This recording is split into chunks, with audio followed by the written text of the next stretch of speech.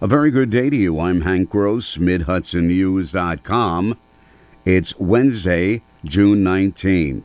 The news today brought to you by the Galleria at Crystal Run. By a 16-6 vote, Ulster County legislators last night approved setting aside 25% of its annual hotel-motel occupancy tax revenues to each a housing action fund and public transportation initiatives. The resolution, amended by Majority Leader Abe Uchatel, commits another 10% for tourism. It had been debated for months. Prior to the vote, Hudson Valley Pattern for Progress President Adam Bosch, himself a Saugerties resident, said setting aside funds for housing initiatives is the most powerful solution to addressing the housing shortage in the county and region.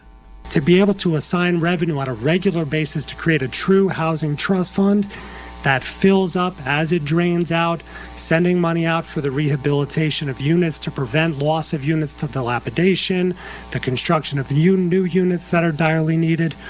This is a really important step to keep the belt of the county that's being most aggressive in New York.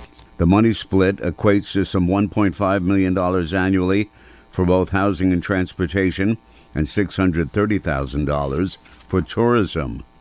In a unanimous vote Tuesday evening, the Poughkeepsie Common Council adopted the Emergency Tenant Protection Act to establish rent stabilization.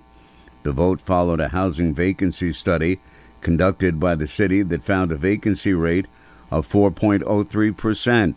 Under ETPA, municipalities with a vacancy rate under 5% are eligible to declare a housing emergency and opt into rent stabilization. The Emergency Tenant Protection Act is expected to apply to about 1,500 units built before 1974 that contain 6 units or more.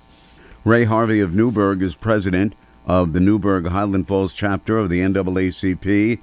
He's also a community activist who was out on Tuesday reminding people living within the enlarged Newburgh City School District to get out and vote on the district budget, which failed in the May vote.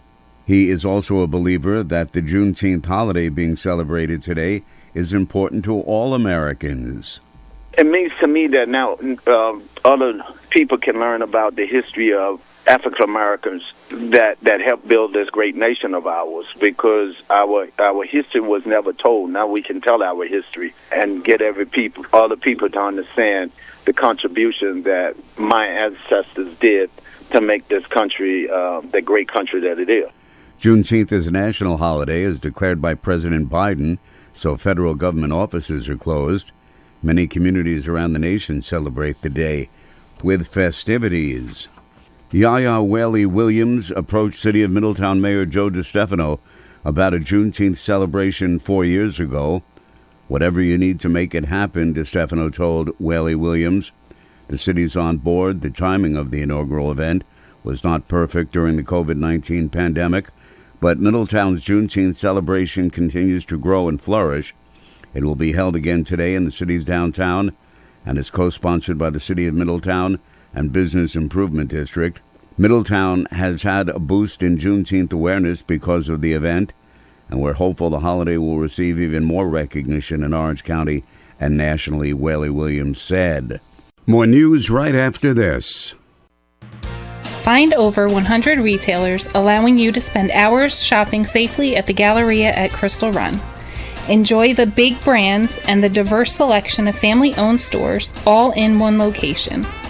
The Galleria at Crystal Run offers dining options for everyone with Fuji 110 Grill, Allen's Mediterranean Grill, and Peru Cuisine. Discover the Mid-Hudson Valley's premier shopping, dining, and entertainment destination, the Galleria at Crystal Run. For more information, follow us on Instagram, Facebook, or visit GalleriaCrystalRun.com.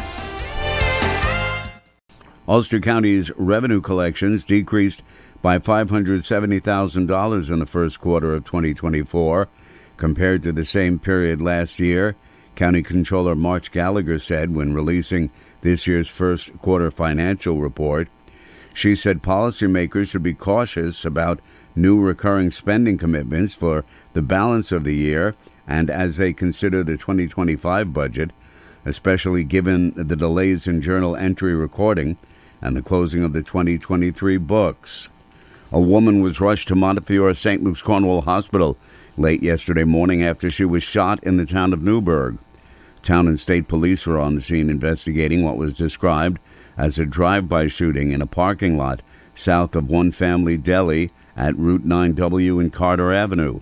Town of Newburgh Emergency Services transported the victim for what was described by first responders at the scene as serious bleeding. Her condition was not immediately known. There's no word on if a suspect has been identified or taken into custody. June is Elder Abuse Awareness Month, and because there's been an increase in fraudulent incidents, especially since COVID-19, officials want you to be on the lookout for older family members, as well as yourself. The director of the Sullivan County Office for the Aging, Lisa Ann Dool, says to be aware of scams. Dool says people should be aware of all scam scenarios. All of them actually try to represent themselves as something legitimate that they aren't, whether it be Social Security, the IRS, a local bank. According to the FBI's latest Internet Crime Complaint Center statistics, there have already been $1.6 billion in losses from January to May of this year. That's up nearly $300 million from the same period last year. Fire Tuesday night caused extensive damage to a single-wide mobile home in Cutterbackville. The two-alarm fire, reported just before 9 p.m., required mutual aid assistance with tankers to provide water to quell the flames in the residence at 505 Wren Lane. The cause of the fire is under investigation. It was not immediately known if there were any injuries to firefighters or civilians. I'm Hank Gross, MidHudsonNews.com. The news today brought to you by the Galleria at Crystal Run.